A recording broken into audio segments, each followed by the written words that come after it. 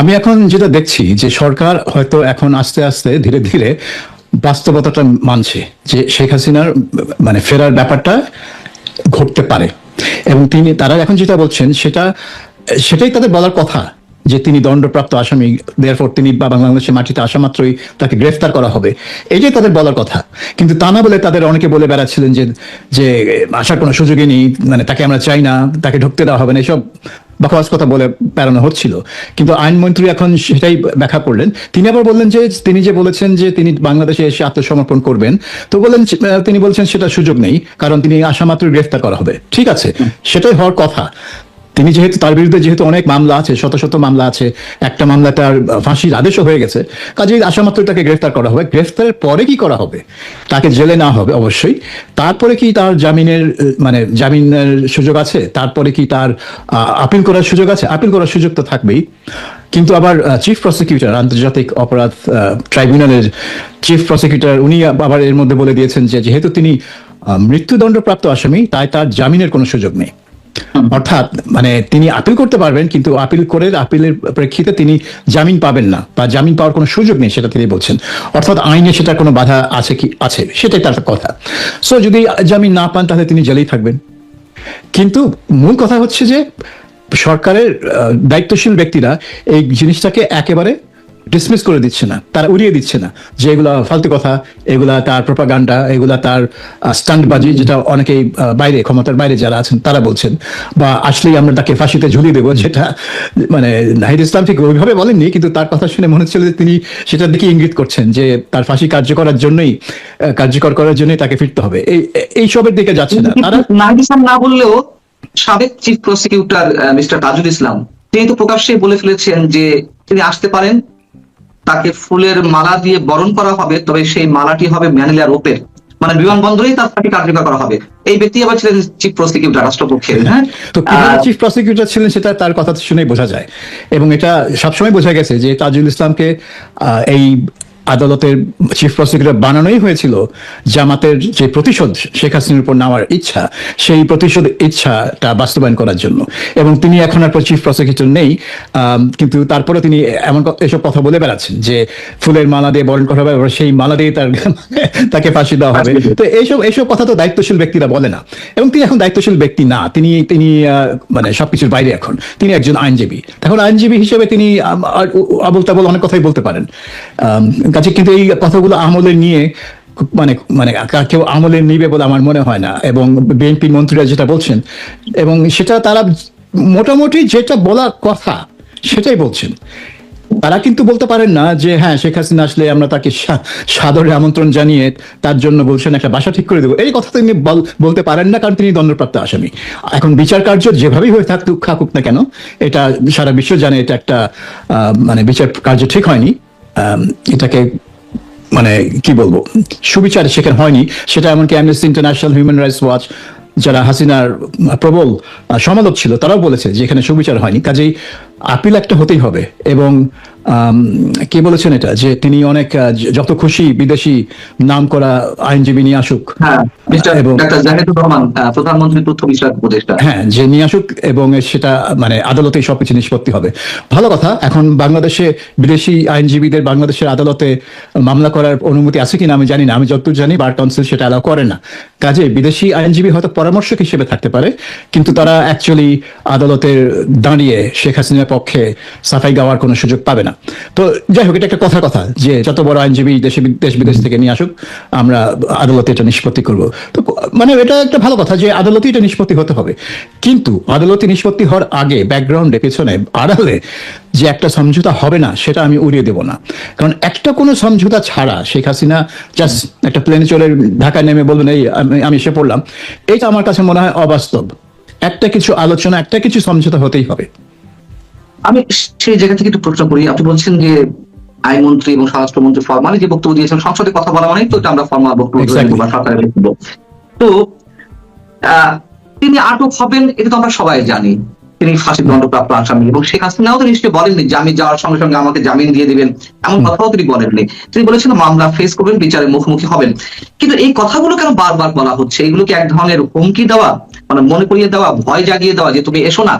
পাশাপাশি আরেকটি প্রশ্ন, সেটি হচ্ছে যে এখনো পর্যন্ত ট্রাভেল ডকুমেন্টের কথা বা ট্রাভেল পাসের কথা কিন্তু কেউ বলছে না, উচ্চারণ করেনি। হ্যাঁ, তিনি আসুন, আমরা ট্রাভেল পাসের ব্যবস্থা করছি। এই বিষয়গুলো কি ইচ্ছাকৃতভাবে অ্যাভয়েড করা হচ্ছে, নাকি শেখ হাসিনা কিভাবে আসবে না আসবে তার বিষয়?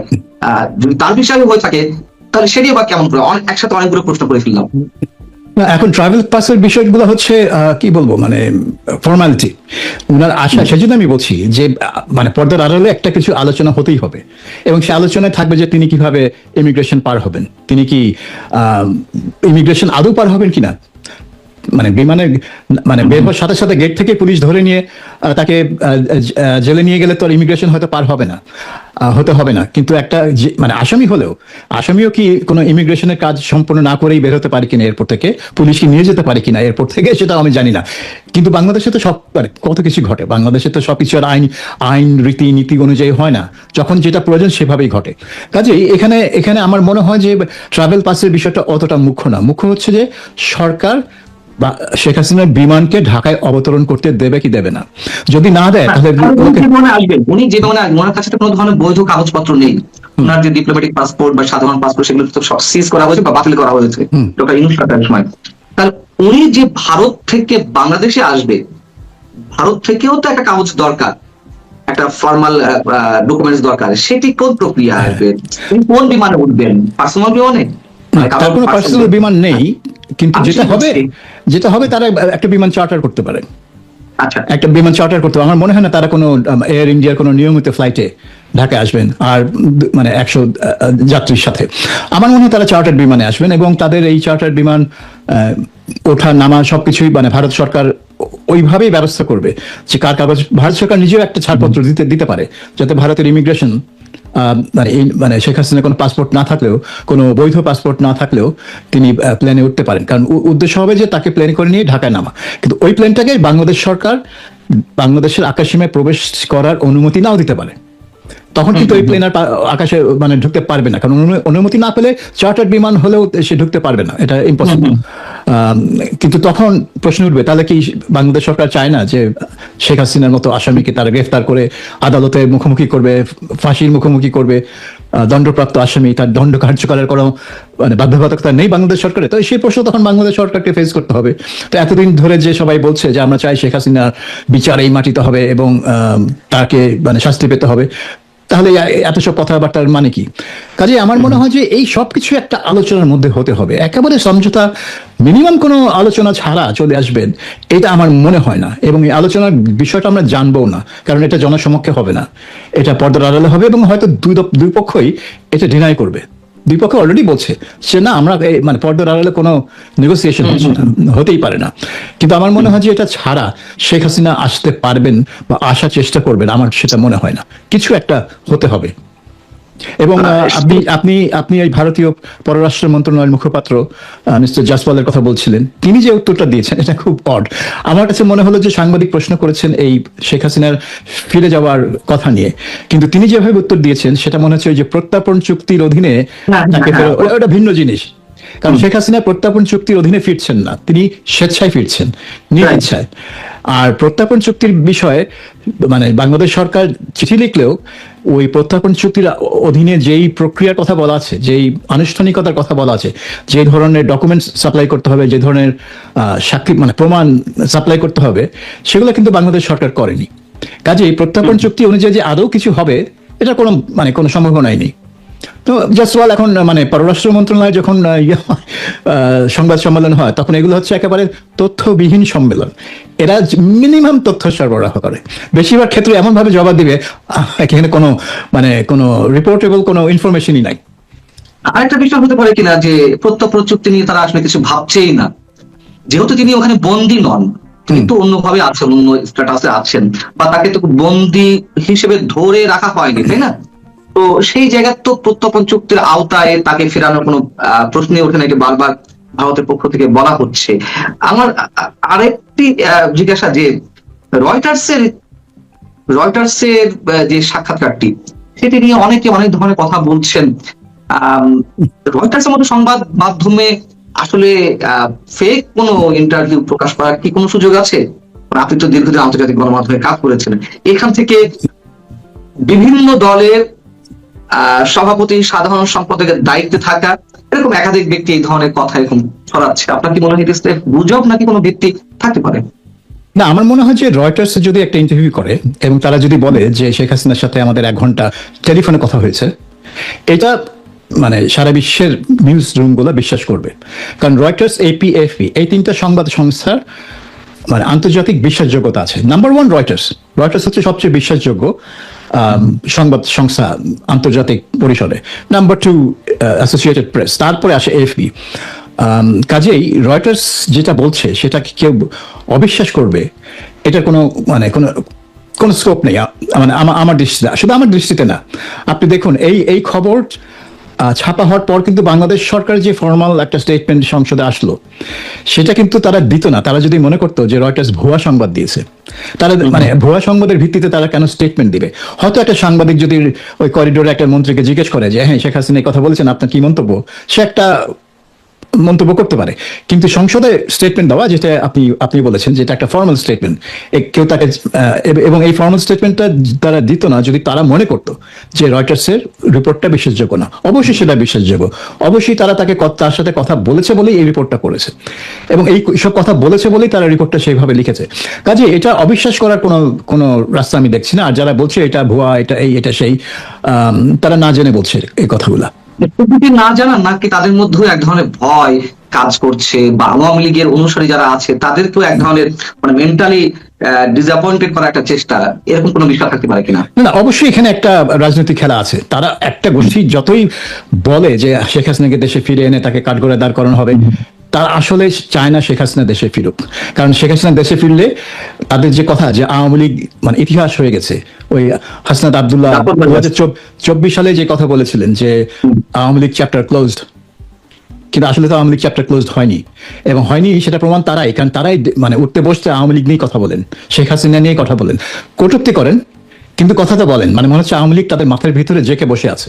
কাজেই আওয়ামী লীগ চ্যাপ্টার ক্লোজড এটা যারা বলেছে তখন 2 বছর আগে বা 2024 সালের পরের দিকে, মানে মানে বোঝা যাচ্ছে যে তারা জিনিসটাকে ঠিক মতো রিড করতে পারেনি।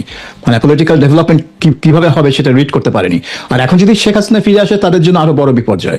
তাকে ফাঁসিতে উঠালেও বিপর্যয়, জেলে রাখলেও বিপর্যয়, জেলের বাইরে রাখলেও বিপর্যয়। আমার মনে হয় শেখ হাসিনা বাংলাদেশের মাটিতে পা দেওয়া মানে এই একটা গোষ্ঠীর জন্য একটা মানসিক এবং রাজনৈতিক বিপর্যয় হবে।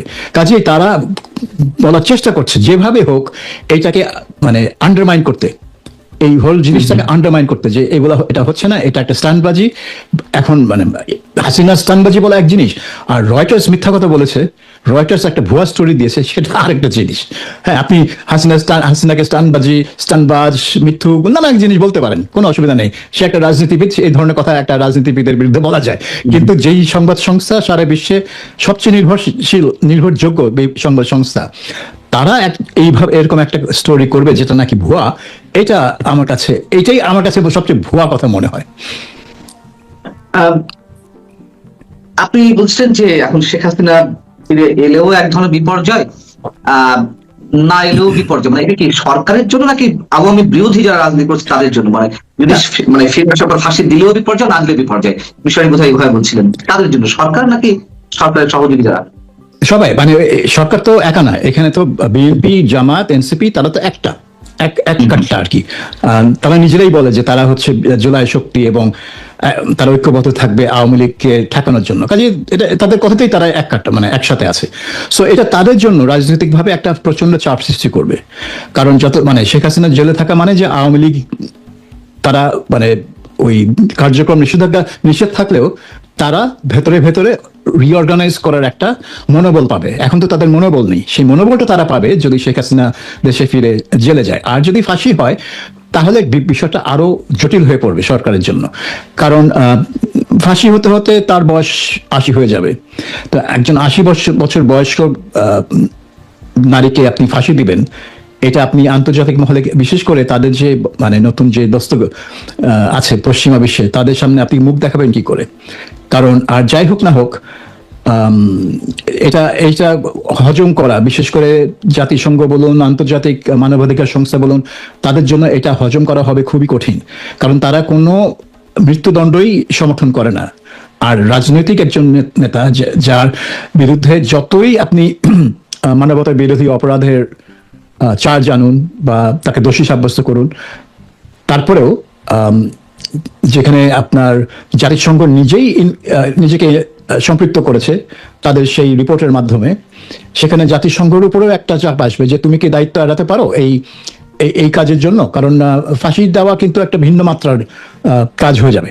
এটা জাস্ট একজনের বিরুদ্ধে মামলা করা, তাকে জেল দেওয়া, এটা না, এটা অনেক অনেক বাইরে চলে যাবে জিনিসটা।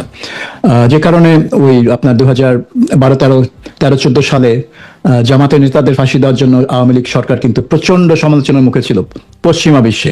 কারণ তারা মনে করছিল যে ফাঁসি দেওয়া বিচার কার্যকর একটা জিনিস, তোমাদের দেশে একটা গণহত্যা হয়েছে, সেটার জন্য তোমরা এত বছর পরে হলেও মানে বিচার কাজ করছো, সেটা তারা সেটা নিয়ে তাদের মাথা ব্যথা ছিল না। কিন্তু যখন ফাঁসি হয়েছে তখন কিন্তু আওয়ামী লীগ প্রচন্ড সমালোচনার মুখে পড়েছে, এবং বিশেষ করে যখন আদালতের কার্যক্রমটাকে আন্তর্জাতিক মানের হয়নি বলে তারা মনে করছে। আর এই আদালতের কার্যক্রম আন্তর্জাতিক কি